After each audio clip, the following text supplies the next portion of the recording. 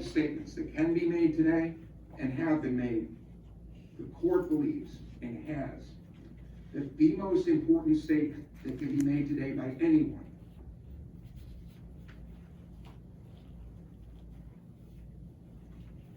is by the sister of a little 12-year-old murdered girl. The court's understanding is that no one on this earth cared more for that little girl than she did.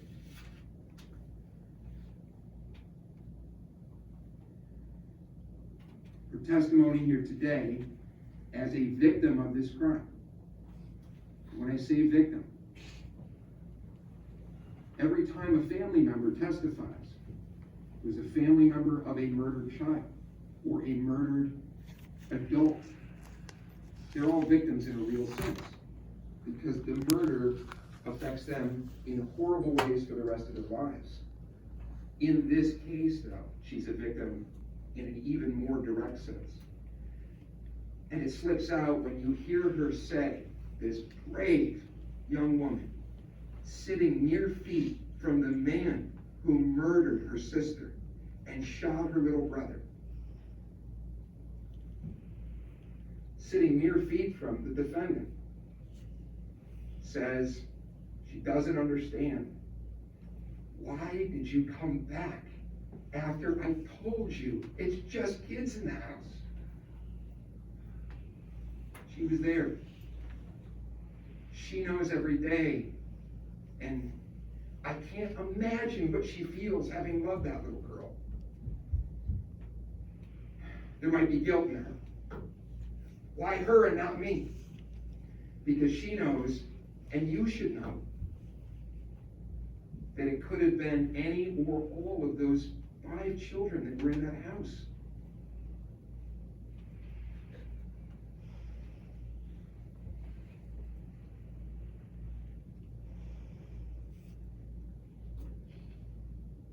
Mr. Clegg said something that I also believe is worth expanding on. It slipped out when he said, I think the way Mr. Clegg put it, and I think I understand what he means. At some point in time, he says, this was always gonna happen. I don't think he means that in some broad philosophical sense, like some issue of fate. I think Mr. Clegg is referring specifically to the defendant. Why do I say that?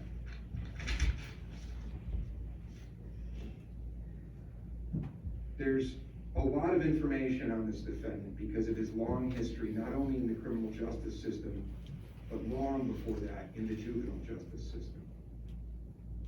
Also, the defendant's own mother and the defendant's own sister gave far more information about his background than he did.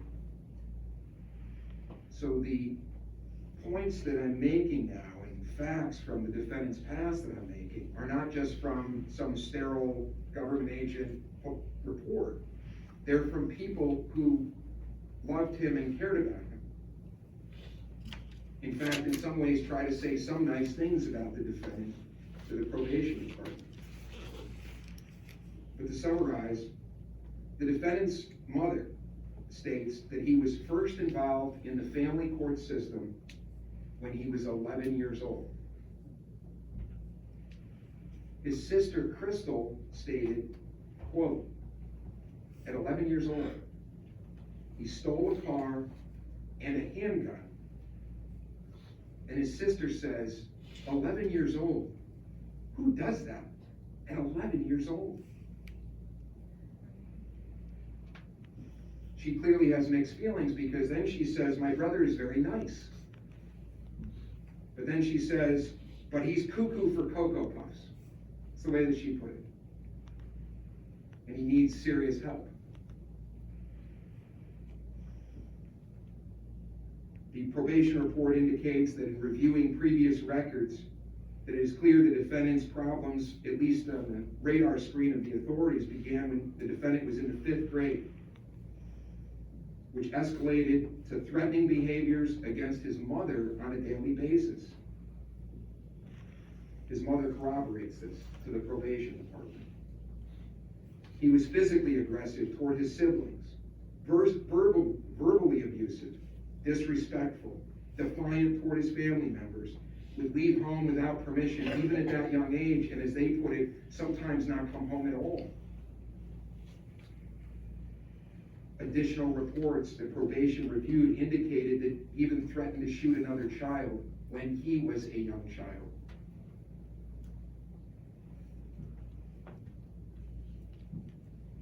When children are committing violent acts, there is an understandable desire by society, and particularly in a caring community like Ulster County is, to make sure that children aren't being simply put in some type of pipeline sending them from school and high school into a prison.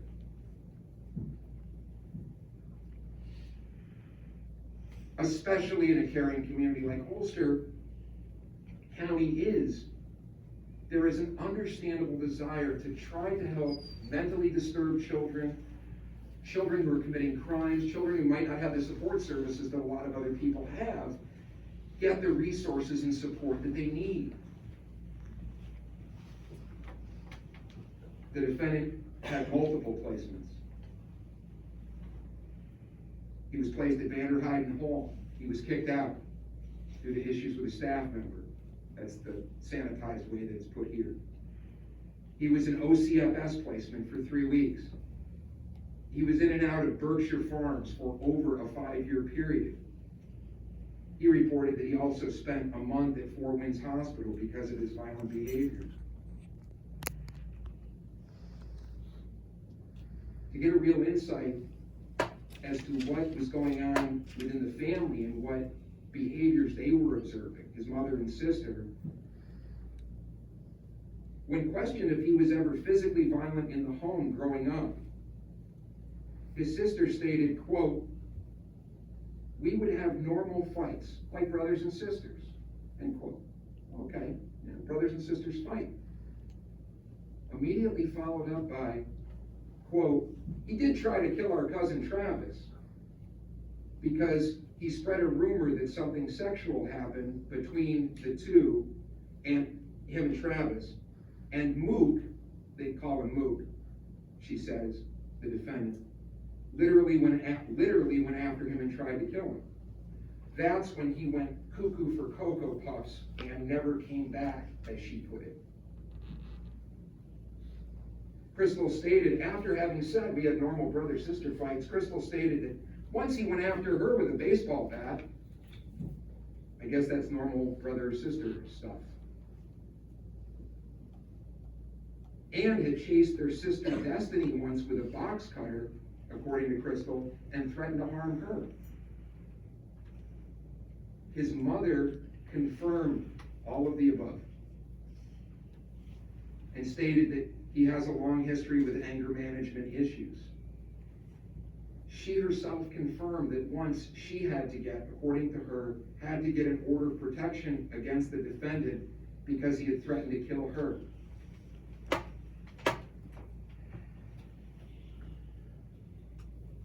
In fact, after he threatened to harm his sister Destiny with the box cutter, he was sent to Benedictine Emergency Psych Unit and then transferred to Rockland County Psych, but he was not admitted.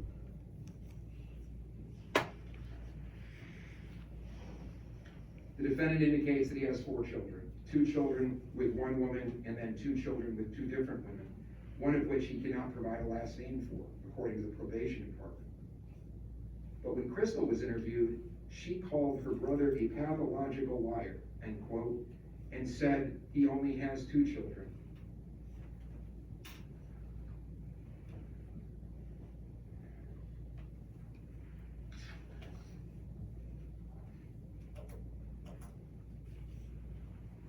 The defendant is aware, according to the probation department, that he has mental health and anger issues. But he also readily admits that he has not sought any treatment or taken any medication since leaving the last placement that he was in when he was 17 years old.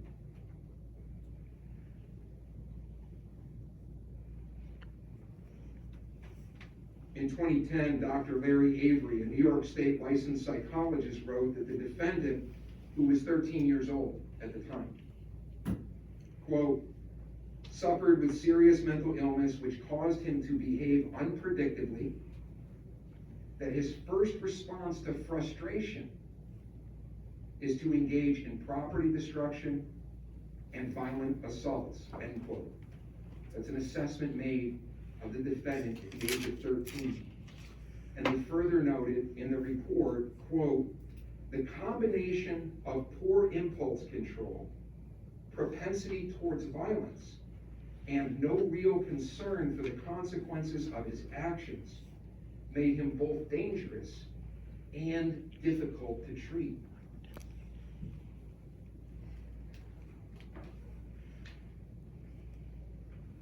Crystal indicates that in addition to all of the defendant's violent behavior toward her and others in his home, that the defendant, according to her, had also always been suicidal.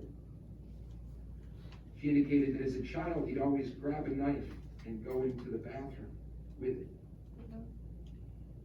And that he was, quote, this is according to his sister, and that he was, quote, always very suicidal growing up. If the defendant was suicidal when he was growing up, he apparently never followed through on it, because the defendant is here and is alive. And in December of 2020, the defendant was here and alive, and he was in Kingston and alive. And having poor impulse control and anger, he went to that house. And he went there with another man named Nicky James, who is a co-defendant in this case. And he went there armed with an AK-47. And whatever and whoever he was looking for at the door, he knocked on the door. And that young lady who testified here today with so much class, who was there with 4 other children and no adults, answered the door and had conversation with the defendant. No adults were there. No adults could be seen. And whoever Mr. Thomas was after on that night, that young lady told him, it's just kids here.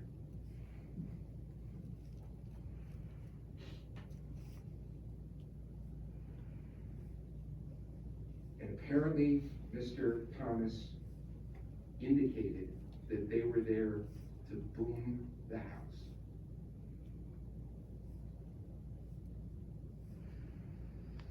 Impulse control issues or not, Mr. Thomas didn't immediately pull out a gun and start shooting up the place. After being told by the residents there that it was just children there, by a child, he left the front porch, huddled apparently with his co-defendant, and according to Nicky James, tried to talk the defendant out of it. According to Nicky James, he told the defendant it was just kids in there, confirming what he already knew. Even if Nicky James said none of that, the defendant saw no adults there, he couldn't have. It was a physical impossibility. He announced his presence like the big bad wolf showing up at the door. I'm gonna huff, I'm gonna puff, and I'm gonna boom this house.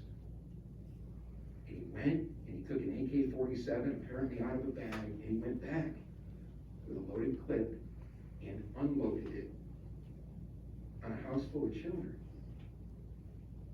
One of those bullets struck a 12-year-old girl in the head and killed her. Killed her. Like forever. Another bullet struck her brother in the left arm. Thankfully, he wasn't killed.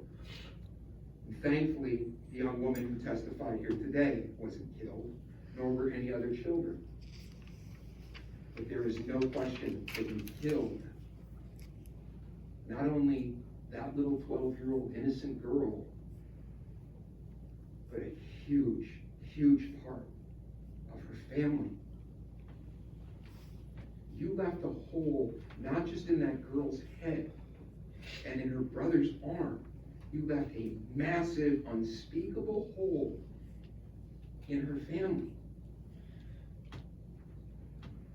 And if you remember the context when this was happening, it's December, it's 2020. You know what the world's going through at that point. You know what people of Ulster County are going through at that point. You inflicted trauma not just on those children and that family. You traumatized the city of Kingston in a real way.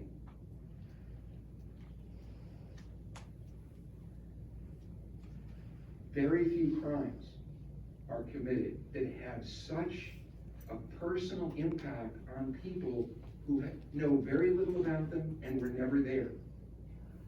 The murder of this 12-year-old girl is one of those crimes. Those children talk about how they don't feel safe, how they'll never feel safe. There are countless unknown people in Kingston and in Ulster County who have reacted with anger, with loud statements, but at their core, what's really going on is they don't feel safe.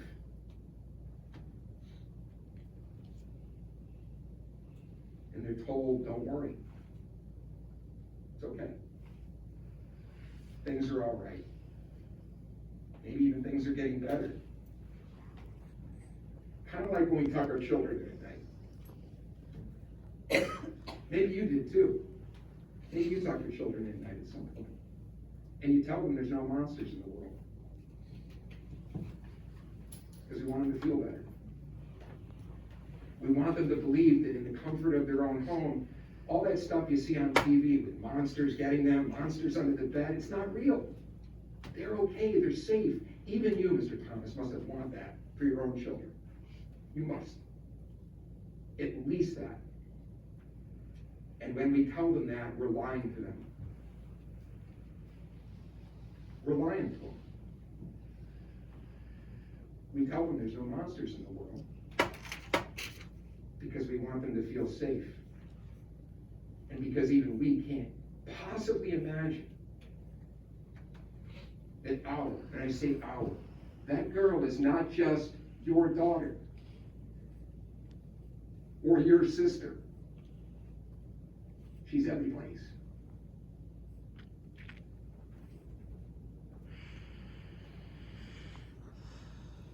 First thing that people do when they read about the murder of a 12-year-old girl is they start to do the math in their head. Well, how did it happen? Where did it happen? What part of town did it happen in? Well, why would somebody just shoot up a house? It must have been a drug dealer house. That's what it is. Some girl got caught in the crossfire. People go through those mathematical calculations in their head because they're doing everything they can in their own minds to figure out one thing. Why won't that happen to me? Why isn't that going to happen to me? Why isn't it going to happen to my 12-year-old daughter or my little sister? Because if it happened in the right part of town, I don't have to worry about that. If it happened under the right circumstances, well, I don't involve myself in any trouble. It's not going to happen to me. I'm not of a certain background. That's not going to happen to me. She's everybody's daughter. She's everybody's sister. And until everybody in this community understands that at a fundamental level, it ain't never going to stop. It's going to get worse, and it's going to get worse, and it's going to get worse.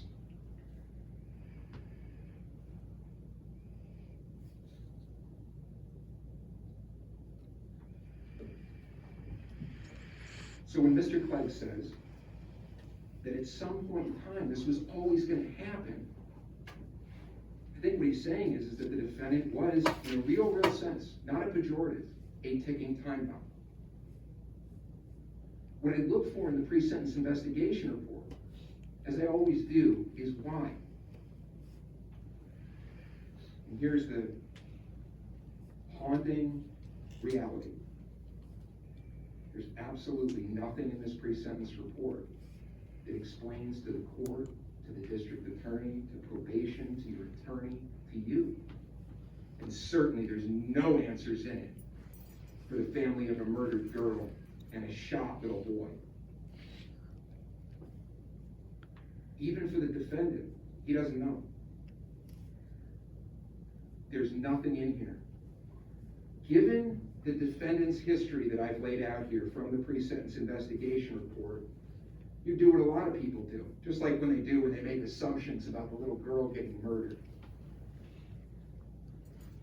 They assume, well, of course, he must have been the object of horrible physical abuse, horrible sexual abuse.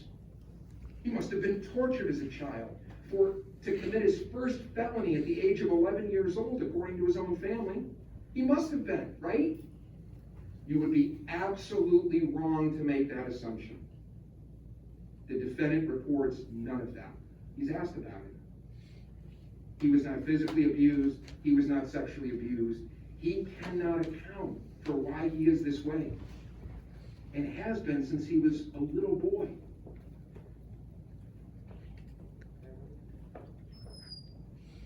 He's filled with explosive anger and rage, even according to his own assessment.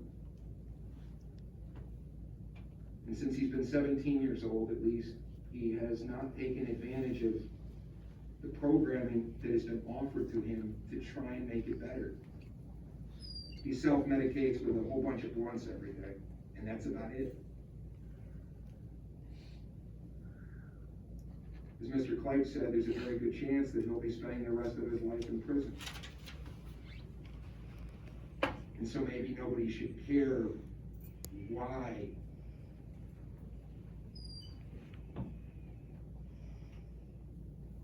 People still want to know why, because if we could figure out why, maybe we can help other children that were exhibiting some of the behaviors that the defendant did. Maybe we can help them not end up killing another child. And there's not a single solitary thing in the pre-sentence investigation report that helps this court, the district attorney, psychologists, or anyone else in the slightest. There's just no explanation. There could never be any excuse for murdering a child or shooting a little boy. But there's not even an explanation. I'm at a loss to find one, and I've searched the PSI for anything that will help me understand Mr. Thomas. So much so that I read the pre-sentence investigation reports multiple times, searching for some meaning. Can't find it. And then something caught my eye. Most people probably wouldn't even look at it. It's just one of the many pieces of information about a defendant that are in a pre-sentence investigation report. It's usually the least important thing that you look at. The defendant's got a lot of tattoos. Tattoos are pretty cool.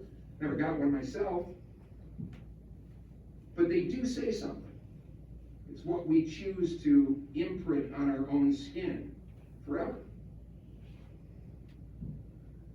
One of the tattoos he has on his upper left arm is MOB, money over bitches. Yeah. Who knows? Bravado? I don't know. His upper right arm has a tattoo of the Grim Reaper on it, symbol of death. Makes sense in a murder case, maybe, right? You could draw some conclusions from that. Maybe not. A lot of people have skulls, Grim Reapers on them. None of that is what particularly caught my eye, though. It was the upper left arm, the lower section. It was the scorpion. The defendant has a scorpion on his left arm, and I remembered that should, and I forgive me for the pronunciation. Deshawnay? Dejanero. Your little Oh, boy. Dasani, sorry. Dasani. He was shot in the left arm. And on the defendant's upper left arm, there's a scorpion. That caught my eye more than anything else.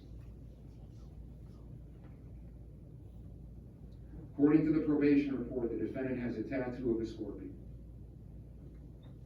Whether he does or not, whether he has a scorpion on his arm or not, I'm relying on the probation report and nobody's moved to amend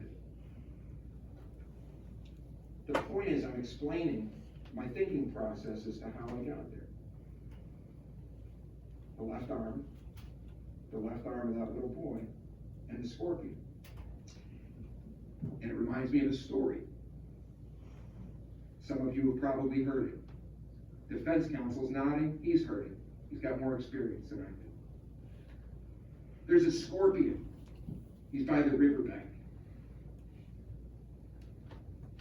Wants to get across. River's moving fast. He's a scorpion. Can't go in the river. He'll drown. So he sits there thinking about what to do, and along hops a little frog. Scorpion says to the frog, "Hey frog, how about a ride across the river? I'll jump on your back." Frog says, "Are you out of your mind? Scorpion, if I let you ride on my back, you're going to sting me. I'm dead." Scorpion says, "Silly frog, if I sting you and you die, we're both going to drown." Frog says, "Geez, that makes a lot of sense. You convinced me. Scorpion, hop on."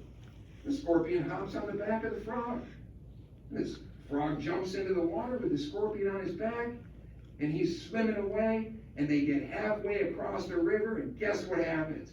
Scorpion nails him in the back.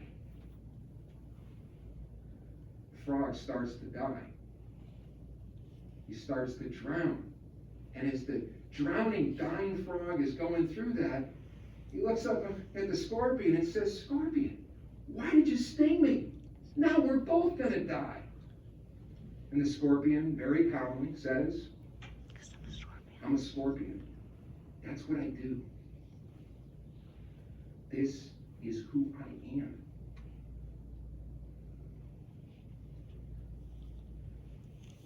Since the defendant was a child, it appears that who he is today, who he was in December of 2020, is who he's always been. And you say, why? It's who he is. It's what he does. And I can offer no one any more than that. Neither can Mr. Thomas. I cannot bring you folks justice. Justice would mean that your daughter was with you, that your children weren't traumatized, that the community didn't suffer the murder of a 12-year-old girl. And when I say the community, I mean it, because no one has a right to say what she would have been. Nobody. She could have been anything. She could have been everything. She could have made all the difference in the world, and we'll never know. Because when you kill someone, you take away everything they were ever going to be. What I can give you is the sentence that you've asked for. A sentence that comes, as Mr. Clay has indicated, without a trial, without any risk at trial to the people, to you folks, without the trauma of a trial. What you have is the certainty of a conviction that allows us to have this sentencing procedure.